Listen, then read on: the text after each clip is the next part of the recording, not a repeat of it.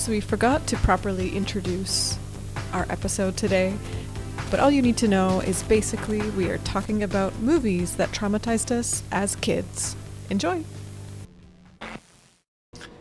The idea was trying to find something that we remember, a memory from when we were a child of watching some sort of movie that traumatized us. And I believe that you have a pretty good movie in mind. I do. It is the horror thriller known as Willow. Oh, spooky. How old were you when you watched this for the first time? I probably watched Willow for the first time when I was a wee 8-year-old boy.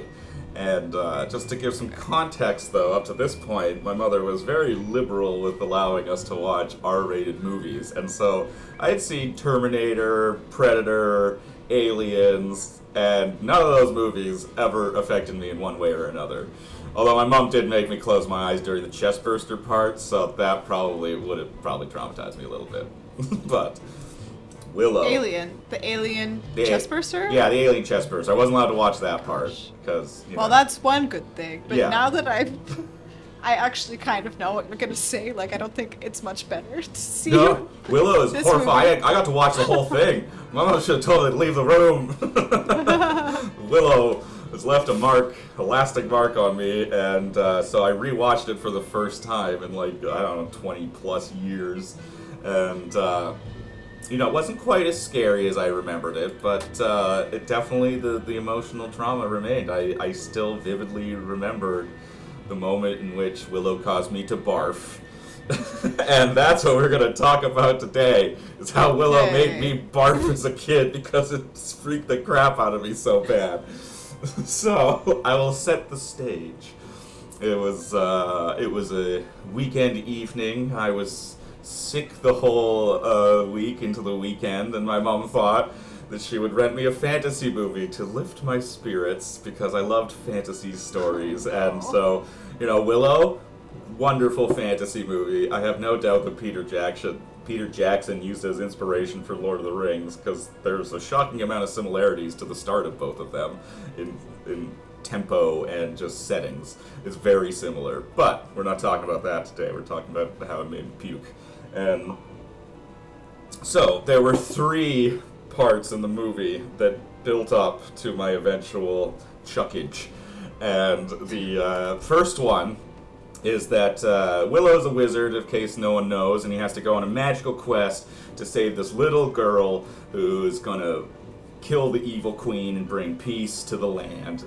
Classic fairy tale stuff, except, thanks to you, I found out that the guy who did the visual effects on the movie, Phil Tippett, is psychopath who is amazing at making disgusting monsters and horrifying imagery. He actually seems like a very sweet man, but yes. In real life, I bet he's a super nice dude, but he made me barf, and I blame Phil Tippett.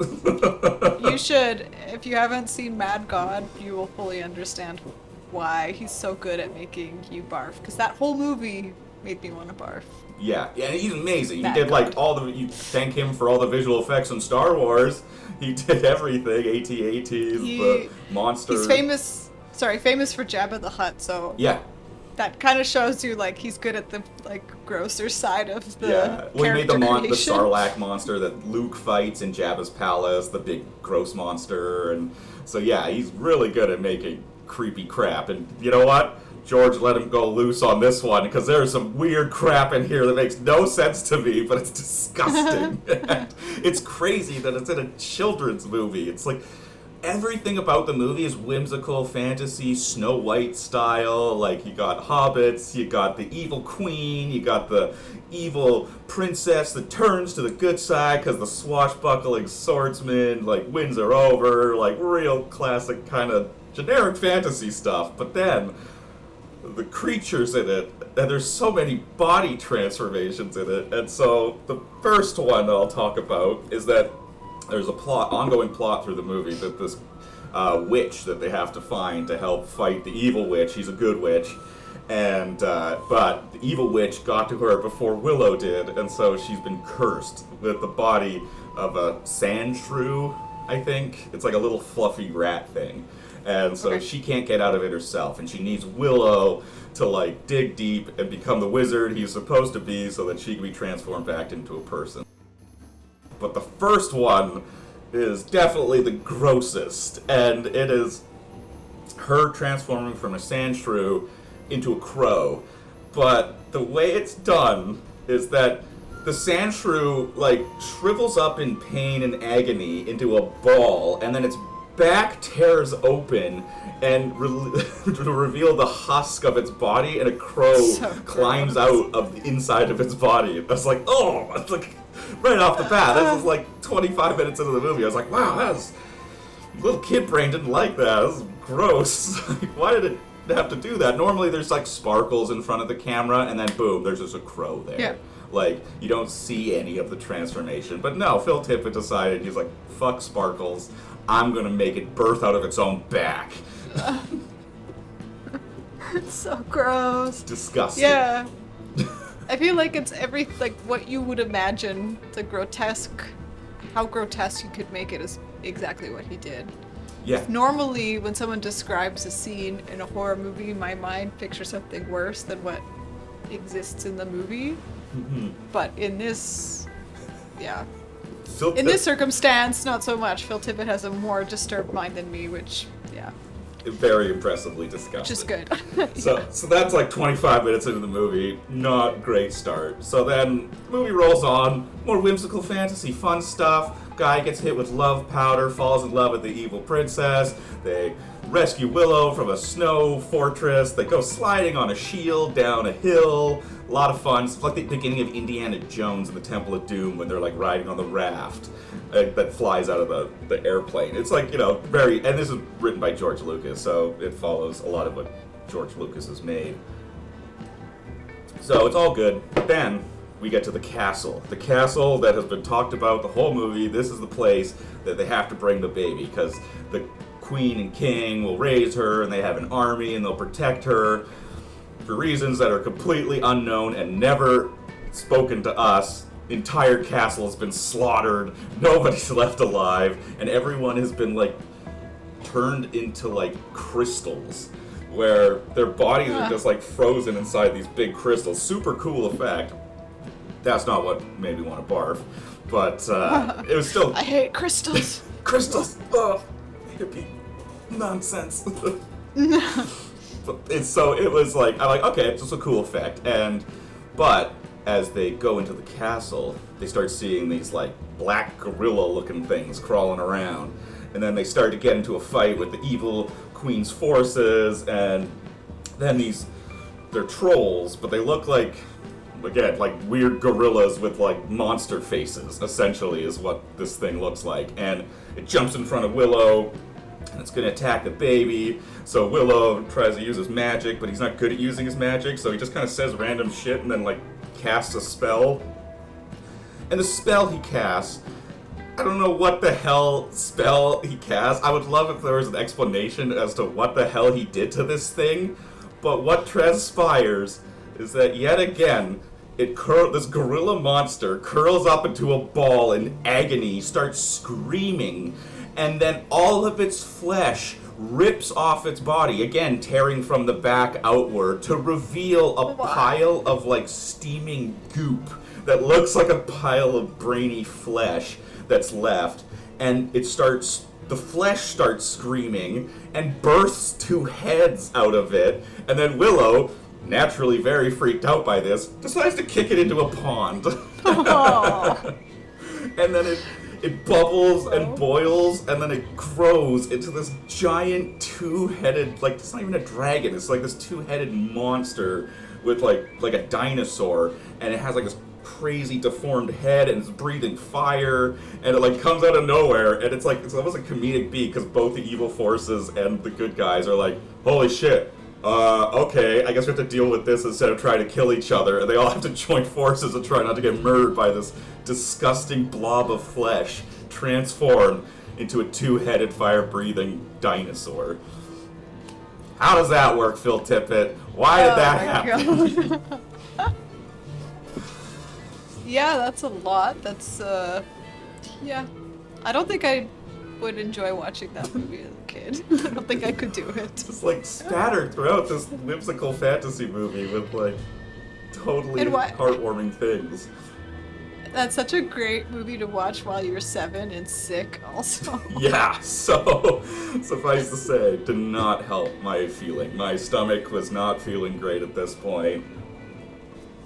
And then Willow The told creatures transform and like being birthed out of the back also is like the most, it's like the most painful way to imagine something yeah, there's transforming and changing. yeah, because as a child, I remember watching an episode of The X-Files where I think it was a werewolf or he transformed into something, and it was the back that got to me, where he's like, it just shows the camera shows his back, and like bones start moving under the skin, and that for me, like stuff happening to people's backs is just, and under the skin is not my jam.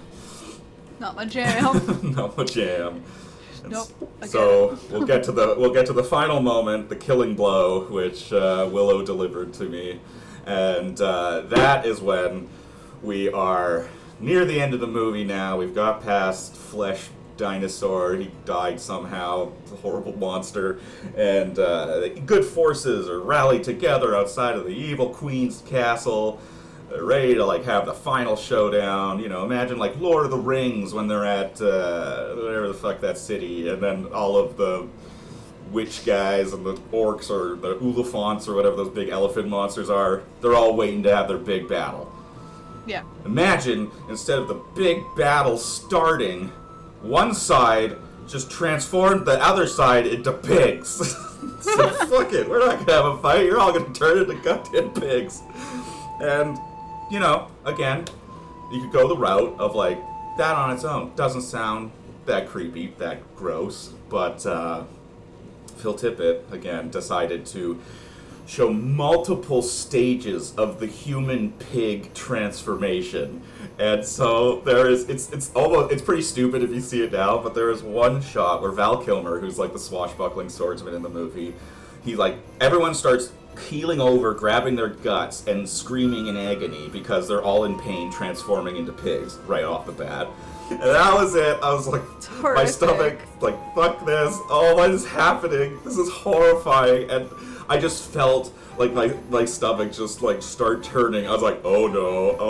And I just bolted out of the room and just barfed my brains out and just was puking. And while listening to the sounds of half human, half people screaming in the next room.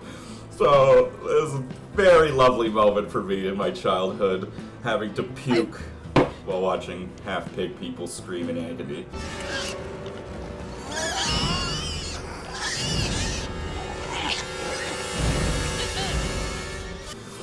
I think that's an example of something that could be done in a way that is not traumatizing, but because it was filmed and the audio, the sound effects, and the practical effects all mixed together created a situation where you can like viscerally imagine what it would be like to transform into a pig. It did not seem like a good time.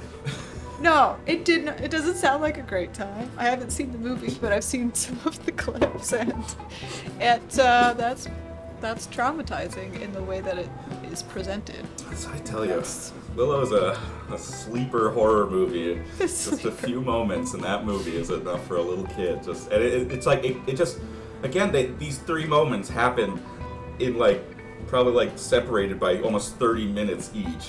The other 2 are a little more back-ended, but most of the movie, none of that's in it. It was just like, almost like I can imagine Phil Tippett just begging George Lucas or Ron Howard, who directed the movie, like, come on, let me do this, let me put something creepy in this scene, I want to make something gross. And he's like, okay, Phil, we'll let you make a monster, just don't go crazy. He's like, oh, I'll just birth out of its back, and it'll turn into a fire-breathing dinosaur, you know?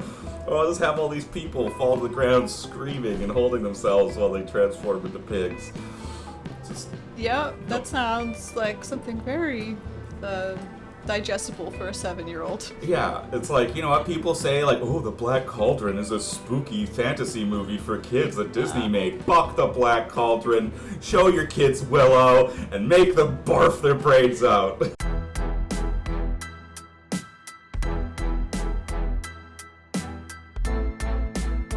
So I could talk about mine. Mine is not as long of a story as yours, but I have two. I have two stories, and the first one is not that. It's just very silly. So when I was really little, we had the tradition of watching A Christmas Carol every Christmas, and my mom always liked the black and white version. I think it's also called Scrooge. It's Okay. from, I can't remember the era. I think it might be from the 50s, but it's black and white. Like A Wonderful Life kind of time period. Yeah, in that time period.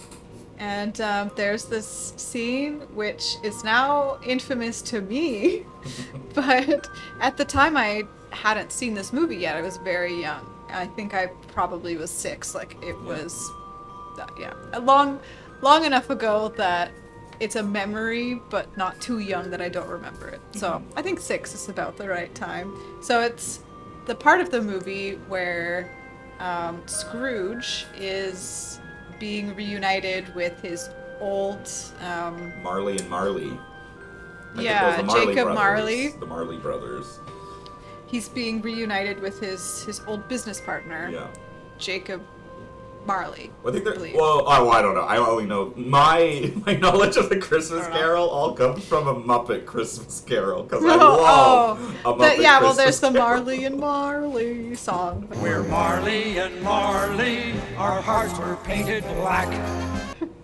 Well, this one he's only reunited with one person because it was Scrooge and his That makes more- one that business makes more partner, sense. and he's since died, and he's kind of has everyone knows this story. He has the reputation of being a terrible person. He's a They're both grump. obsessed with money. He's a grump. He's a Scrooge.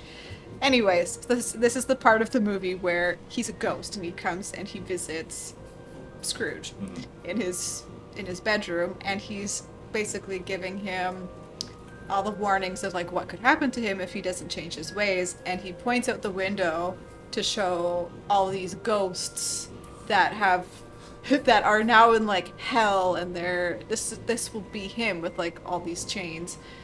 But I'm really young, and my mom, she was previously traumatized by this movie when she was really young, and she gets so scared for me, and she's like, "Oh, Emma, run upstairs! There's ghosts! You have to hide!" And There's ghosts like, you have to hide. That would make everything so Yeah. much more terrifying by saying she that. was like, "Emma, go upstairs and hide!" So I was so scared, and I ran up the stairs, and I hid like under my bed, waiting for my mom to tell me to come back downstairs. And This is a movie from the 50s, to keep in mind. Visual effects not very yeah. existent at this point. It's a guy with powder on his face. So rewatching this scene as an adult or like as a teenager, I remember specifically this moment of rewatching it and realizing like, oh my god, these characters, they're just like superimposed on top of like a background because there's no special effects No, in that time matte period. painting. So it's literally just actors that are filmed separately with the transparency setting down, and they're just doing random things. But because they were see-through, like my mom Ghost. was so scared when she was little, they were like ghosts. It's really cute to go see it now. Like it doesn't even look like anything. I don't even think now you realize they're ghosts until Yeah, 'cause, until you realize people's what they're trying to concept do. Of ghosts and seeing them in film nowadays, having never watched something from the 50s, it would be like hard for a kid to even understand that they were supposed to be ghosts. They would probably just think they're a person because, like, Yeah. you know, even if you watch Casper the Friendly Ghost, he's still a CG ghost. Like, you know he's a ghost. And so it's like, I don't think most kids would even register that they're probably dead people unless they specifically say it, I guess, in the movie. But you know, Yeah, exactly. there's worse So that- stuff on TikTok. It's just so cute now to see Yeah, that, it's that adorable. film. But that was my earliest memory, but my most visceral memory. It's another short story. it was another time with family members where all of my older cousins who are about like 8 years older than me, and they're like the cool older cousins Yeah. in the basement watching like cool older kid movies. Yeah. And I was like maybe 8 or so at the time. And I run downstairs to like see what they're up to. And as soon as I get downstairs, all my cousins turn at me and they're like, Emma, no! Close your eyes! But it was too late, and it was the scene, this exact moment in Indiana Jones and the Raiders of the Lost Ark, where the Nazis find the Ark and they open it, and all their faces melt off. Cool faces. And it's actually, if you rewatch it now, like it's cheesy, but it's pretty good. Like it's still pretty well done. Where like it's funny though because everything melts off except for the eyes. So it's just like the skeleton and the eyes are still there. It's pretty great, yeah. Hey, there is a chance Phil Tippett may Yeah. have worked on that movie. Who knows? It's but yeah, that stuck with me for years. I remember being so scared to watch that movie because I thought the whole movie was going to be like that. I didn't realize it was just the end. Indiana Jones is a horror movie. It's so scary. Yeah. Well, you gotta watch The Last Crusade, because there's also a creepy face thing in that as well. Oh. You gotta rank creepy face destruction. Oh my god. Yeah, I need to go watch all the creepy face scenes from back in the day. Apparently, All the Indiana practical Jones effects. is like that's its bread and butter at the end of the movies, because in the fourth one as well, I believe Kate Blanchett gets like her face burnt out by like an alien. So Oh, okay. So, yeah, yeah. I mean, it became famous for it, Yeah, I so it was believe. like- It was, in 3 of the movies, there's weird face melting stuff. yeah. Bizarre. Just, yeah. So, yeah, those are our traumatizing stories from when we were little. Oh, don't worry, I have Watching- more. Oh, There, stay yeah. tuned. stay tuned for more. And I would love to know what your traumatizing movie was when you were little. Tell us. Tell us I wanna in the hear about your comments. trauma. It's always, I don't know, it's fun to hear what scares you as a kid in movies, Yeah. and then going back and watching it as an adult to see how you respond. Yeah, Because sometimes it's so silly. It's the most random thing. Cute Scary at though. all. Yeah, it's fun to relive these moments and relive the trauma Yeah. in a safe Relive place. the trauma. So Yeah, in a safe space, relive and tell us your all about trauma it. with us. Yeah, we want to hear it. We want to hear it. All right. Well, that's the end of this one, and we'll talk to you later. Bye. Bye bye.